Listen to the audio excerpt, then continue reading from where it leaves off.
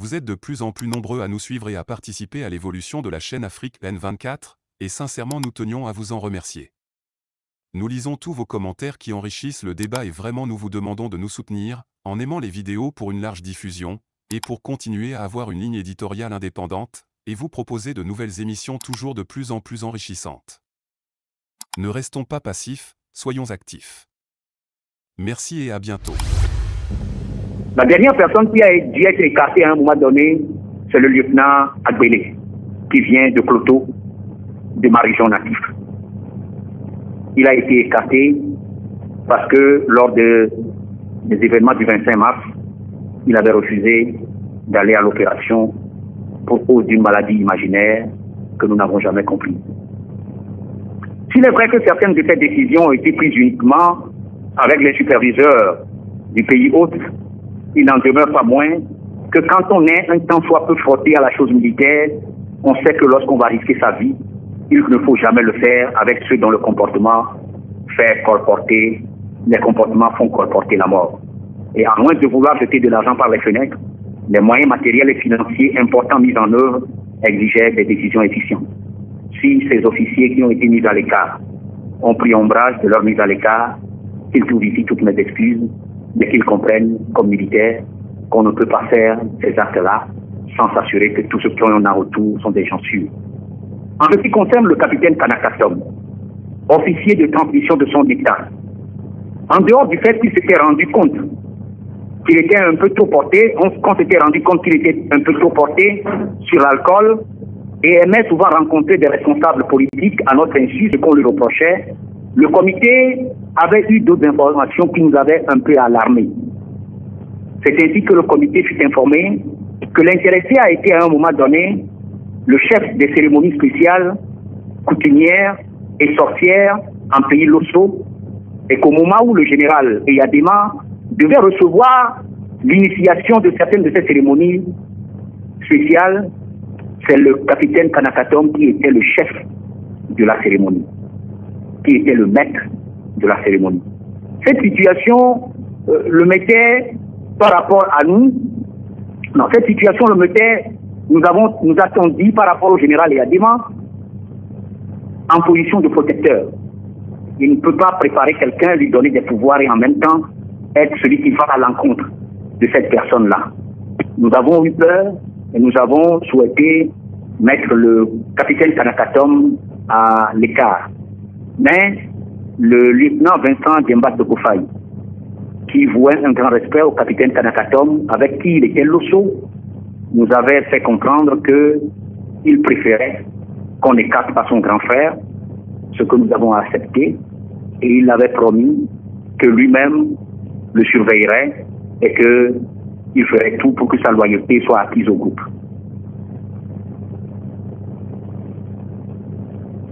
C'est sur ces assurances que le capitaine Kanakatom a été du comité de libération nationale. Mais nous nous rendrons compte plus tard que c'était une erreur qui avait été commise. En effet, le 25 mars, le rôle du capitaine Christian Kanakatom était simple. Il s'agissait uniquement d'aller dehors, d'aller mettre hors d'état de fonctionnement la centrale de communication de l'armée qui était installée sur le sommet de l'hôtel de février et qui, ainsi mis hors d'état, empêcherait que des forces appelées de l'intérieur viennent au secours du général et de ses troupes lorsque nous aurons fini l'opération qui devait se dérouler. Il s'agissait de couper juste la communication en mettant hors d'état de fonctionnement cette centrale-là. Le capitaine avait beaucoup peur et pour le rassurer, j'ai dû au dernier moment accepter de lui donner mon garde de corps personnel qui était quelqu'un sur qui il comptait. C'est les deux qui étaient donc venus à Lomé le jour-là pour cette opération. À son lieu de cachette, malheureusement, à quelques minutes de l'opération, comme je l'ai expliqué dans mon ouvrage, le capitaine Kanakatom a donné un coup de fil troublant pour celui qui l'avait accompagné, son assistant. Il appela une personne à qui visiblement il était en train de dire qu'on allait attaquer dans quelques minutes. mon aide de camp qui était avec lui et lui faillirent en venir aux mains. Parce que mon aide de camp n'avait pas du tout apprécié ce comportement de sa part. La deuxième anomalie dans l'attitude du capitaine est qu'envoyé pour détruire le système de transmission de l'armée, celui-ci n'a rien fait. Il s'est soigneusement gardé de porter un quelconque coup à cette centrale de transmission. Quand nous l'avons interrogé plus tard sur le comportement qu'il a eu et pourquoi il n'a pas détruit la centrale, il nous avait dit que la centrale avait coûté tellement cher qu'il préférait la préserver pour que quand nous prendions le pouvoir, nous puissions nous en servir. La troisième chose qui, dans l'attitude du capitaine, jettera les soupçons sur son attitude au cours de la nuit de l'opération est la suivante. Le capitaine Kanakatom avait une mission précise. Et l'équipe qui devait aller à la radio, qui a été à la radio, était commandée par le commandant Boula. Le commandant Boula s'était vu remettre la cassette de la proclamation. Et après avoir pris la radio, il devait faire passer la cassette de la proclamation. Au dernier moment, et à l'insu de tout le monde, le capitaine Kanakatom a retiré les cassettes d'entre les mains du commandant Boula, en lui promettant que l'hôtel du 2 février étant juste à côté de la radio, il se rendrait à la radio dès qu'il aurait terminé son opération et qu'il irait lui-même l'aider à placer la cassette où il faut parce qu'il connaissait mieux la localisation ou du moins les dispositions de la radio et de la télévision togolaise. Lorsque le commandant Boula n'a eu qu'une vingtaine de minutes pour prendre la radio au Lomé, il a commencé à appeler le capitaine Kanakatom qui n'était nulle part, qui ne lui a pas répondu et qui a gardé la cassette de la proclamation avec lui.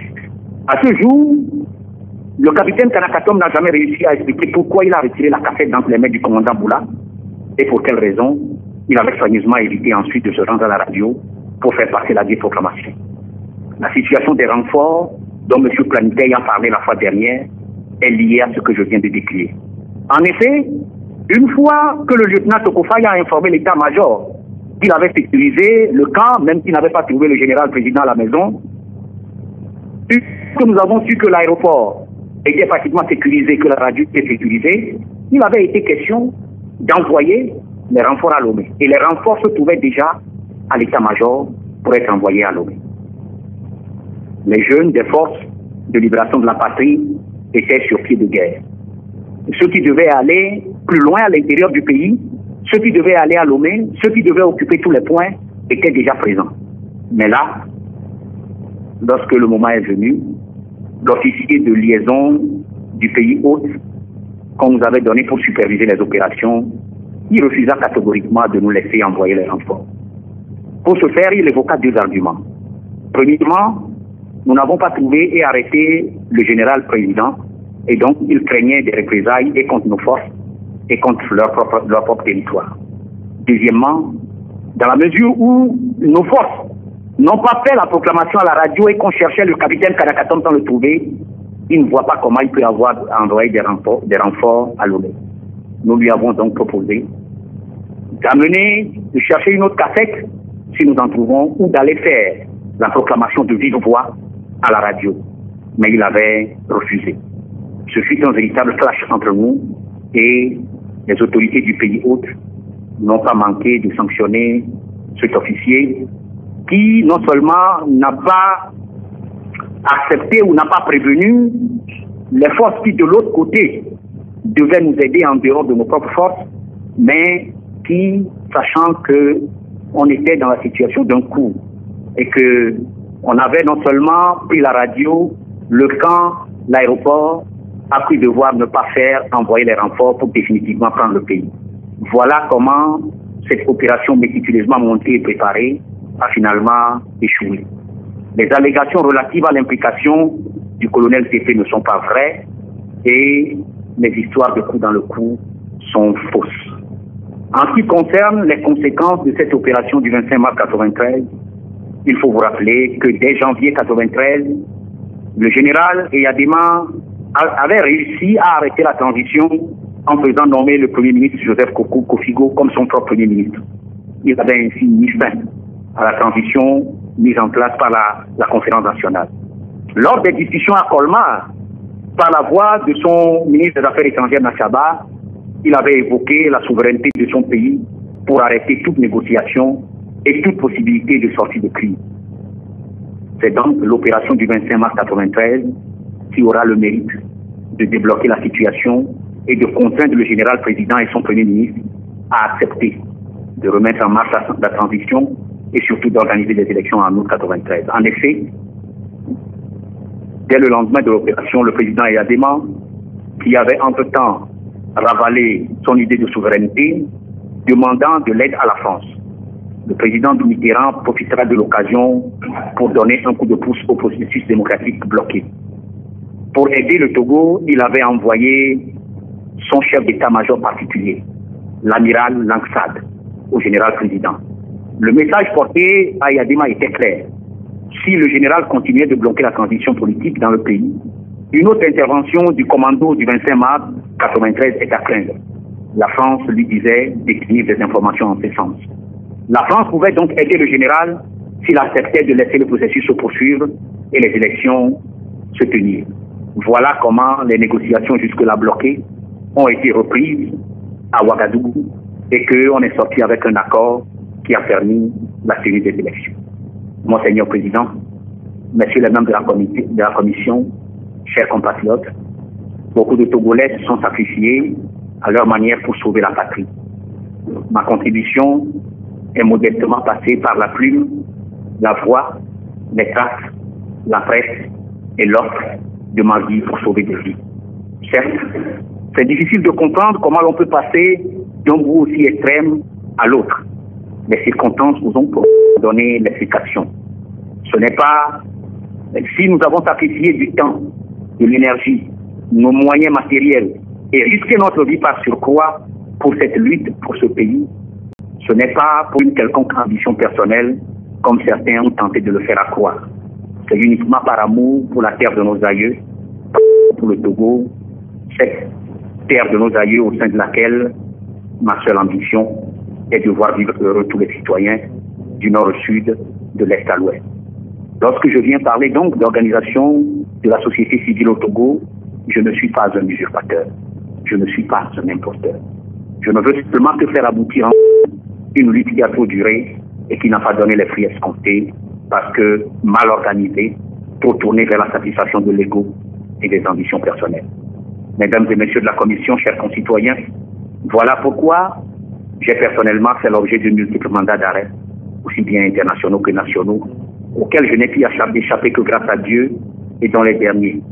Demeurer encore malgré la loi d'amnistie de 1994 qui couvrait les événements en question ont été levés à l'aide d'amis, mais aussi de la compréhension et de la volonté de l'actuel chef d'État qui a bien voulu que les exilés, faits par son feu père, reviennent enfin au pays. Il faut rendre César à César. Je le remercie pour cela. Mon principal tort aura été d'avoir voulu et de continuer à vouloir le bien-être de tous mes concitoyens à travers démocratie, état de droit, respect de la dignité humaine et répartition équitable des ressources de la terre de nos aïeux. Cela aura été également le tort de beaucoup de nos concitoyens. Voilà pourquoi mon grand frère Théophile Komla Deglia Sokoré a été arrêté, détenu pendant des jours avant d'être libéré en 1993. Voilà pourquoi le domicile de ma sœur a été perquisitionné à Tchéli en décembre 1994 et que la maison familiale où habitait ma mère a été perquisitionnée à plusieurs reprises. Voilà pourquoi mon cousin Bernard Kossi-Degli, ancien militaire togolais, a dû fuir l'armée à cause du nom qu'il portait et de la proximité qu'il avait avec moi, et que malgré cela, il a été poursuivi et a été tué à Cotonou le 18 novembre 1996. Voilà pourquoi en avril 1994, à Aflaou, on a tenté de plastiquer ma maison. En avril 1993 à Aflaou, on a tenté de plastiquer ma maison avec 5 kilos de bombes. Voilà pourquoi le Premier ministre Joseph Kopo-Kofigo, qui m'a officiellement désigné comme son conseiller juridique, et m'a fait débourser des fonds pour aider la transition togolaise en me promettant qu'il me paierait mes honoraires et les débours que je ferais, a refusé, avec l'aide du général Eyadema, de me payer ses honoraires jusqu'à aujourd'hui. Je ne lui ai rien demandé et je ne lui demanderai rien, car il faut faire un sacrifice pour la terre de nos aïeux et ne demandons rien à notre pays que nous soyons en mesure de lui offrir. Voilà pourquoi l'une des premières tâches que l'on a assignées au nouveau directeur de l'Office togolais des phosphates en 1993 a été de me mettre en dehors de l'appartement de l'OTP rue Léonce Reynaud à Paris, où on m'avait demandé d'être. Non pas pour que je puisse me sentir à l'aise en France, mais parce que dans mon rôle de représentant du gouvernement en tant que conseil juridique du gouvernement de transition, je recevais des autorités. Et cette maison du Togo, cet appartement de l'OTP qui ne servait que de chambre de passage au baron du régime à l'époque, on m'avait demandé de l'occuper pour pouvoir y recevoir des gens. Au lieu de les amener dans le studio dans lequel je vivais chez mon ami, dans le 19e arrondissement à Paris, ou de les recevoir dans les restaurants parisiens que je ne pouvais pas payer. Voilà pourquoi j'ai été sorti de cet appartement. Voilà pourquoi en janvier 1993, on avait tenté de me faire venir à Lomé au motif qu'il fallait que je vienne pour donner une consultation juridique, alors que quelques jours après, nous apprendrons qu'il y avait un guet-apens et qu'on m'attendait à la frontière pour m'arrêter et me faire présenter comme un trafiquant de drogue. Je n'ai donc pas quitté le Togo pour aller chercher fortune à l'étranger, ni pour aller y faire des études comme certains s'évertuent faussement à le faire croire. La nécessité de mettre toutes les œuvres de l'Éternel à profit m'ont amené à poursuivre mes études, bien sûr à l'étranger. Mais aucun de ceux qui avaient les mêmes raisons que moi de quitter le Togo dans les années 90 n'a pu échapper là à la mort s'il n'avait pas rapidement pris ses dispositions pour quitter ce pays. Ceux qui, dans les mêmes circonstances, se sont entêtés sont morts. Avant de laisser cette parole que j'ai monopolisée pendant aussi longtemps, je voudrais faire un dernier devoir, ce qui me semble le plus important après la vérité. Monseigneur Président, Mesdames, Messieurs de la Commission, à tous ceux qui, femmes, hommes, petits et grands, jeunes et vieux, riches ou pauvres, acteurs politiques, autorités ou simples citoyens, ont pu souffrir de quelque manière que ce soit des actes de la jeunesse pour la libération de la patrie, de mes actes personnels, de mes faits, de mes propos, de mes actions, de mes omissions.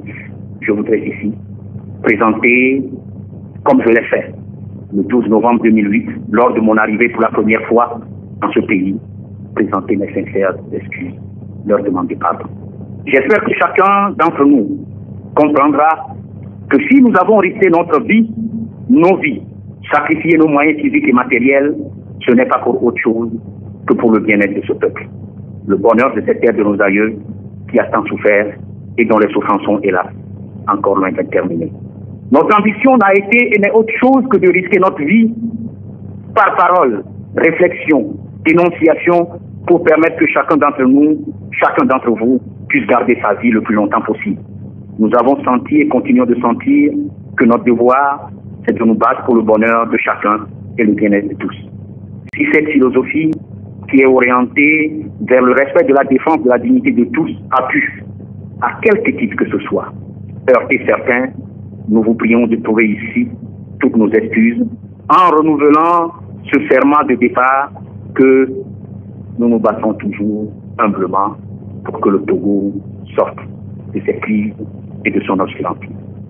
À tous ceux qui ont dû souffrir moralement, physiquement, matériellement de cette volonté implacable que nous avions dû de libérer la terre de nos aïeux des œuvres de la dictature, je dis, et je le dis au nom des forces de libération de la nation, des forces de libération du Togo, la jeunesse pour la libération de la patrie, je dis pardon. Notre intention était de sauver, de faire du bien, non pas de heurter ou de faire du mal. À nos combattants qui, à un moment donné, ont souffert dans leur chair ou se sont sentis abandonnés parce que j'ai dû quitter, je voudrais leur dire plutôt d'être fiers. Ne demandons rien à notre pays que nous ne soyons en mesure de lui offrir. Ils ont fait des sacrifices, de grands sacrifices. Je voudrais qu'ils me pardonnent d'avoir dû quitter à un moment donné, tellement la situation était devenue dangereuse pour ma propre vie. À vous tous, à qui je continue de dire, prêt pour la démocratie, la lutte continue.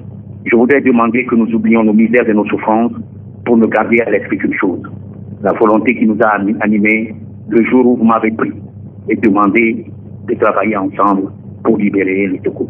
De cela, je voudrais que vous soyez fiers.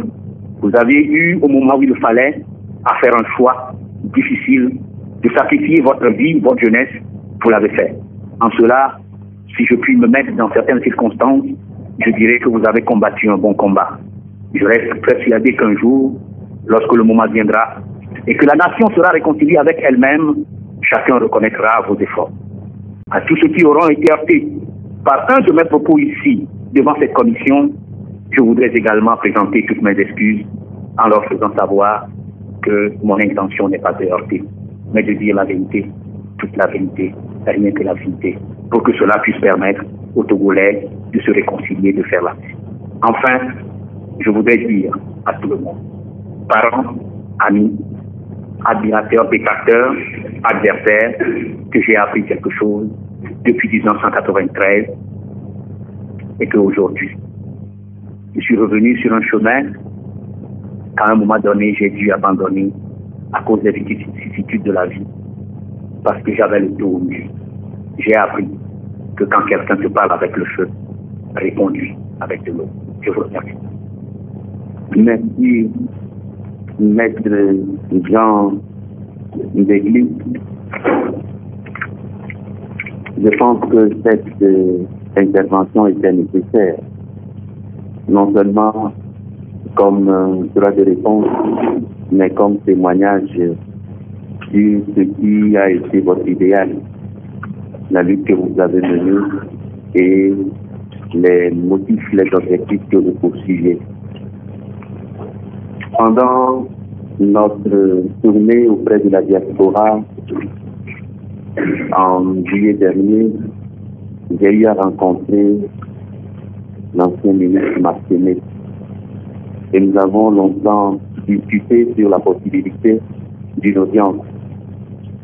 Et j'ai retrouvé dans vos propos une affirmation qu'il faisait que ce n'est peut-être pas encore le moment parce que les acteurs sont là.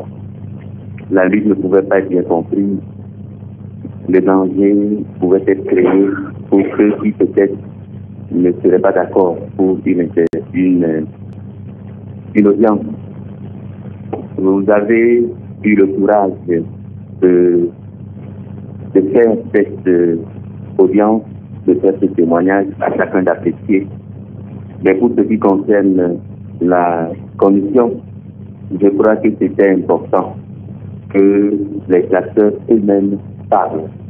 En définitive, c'est cela que nous avons voulu dès le départ, que les acteurs de notre histoire, les grands acteurs de notre histoire parlent, éclairent l'opinion, disent les objectifs visés et puissent reconnaître aussi peut-être les conséquences malheureuses ou les dérapages de leurs actions. Une réconciliation vraie ne peut pas se faire sans devoir de mémoire, sans vérité. Merci d'avoir apporté donc votre part de vérité. Nous ne voulons pas vous poser des questions. La déclaration était suffisamment explicite. Et nous vous prions tout simplement de nous en donner une copie. Enseignant, je m'excuse si possible, je vous l'enverrai. D'accord. Il y a plusieurs parties que je n'ai pas écrites. Merci donc d'être venu. J'espère que ceux qui vous ont entendu et ceux qui peut-être vous entendront dans les prochains jours comprendront la lutte que vous avez menée, les objectifs qui étaient les vôtres, qu'ils les partagent ou qu'ils ne les partagent pas. Ils auront notre part de vérité sur notre histoire. Je vous remercie d'être venu. Merci, monseigneur. Merci, mesdames, messieurs les membres. Vous êtes de plus en plus nombreux à nous suivre sur Afrique N24, et vraiment nous tenions à vous en remercier. Nous lisons tous vos commentaires qui enrichissent le débat et vraiment nous vous demandons de nous soutenir pour continuer à avoir cette ligne éditoriale indépendante, et vous proposer des émissions toujours de plus en plus enrichissantes. Merci et à bientôt. Likez la vidéo si ce n'est pas déjà fait.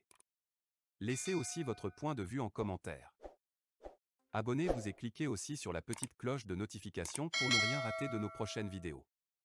N'oubliez pas de partager aussi la vidéo et de la liker.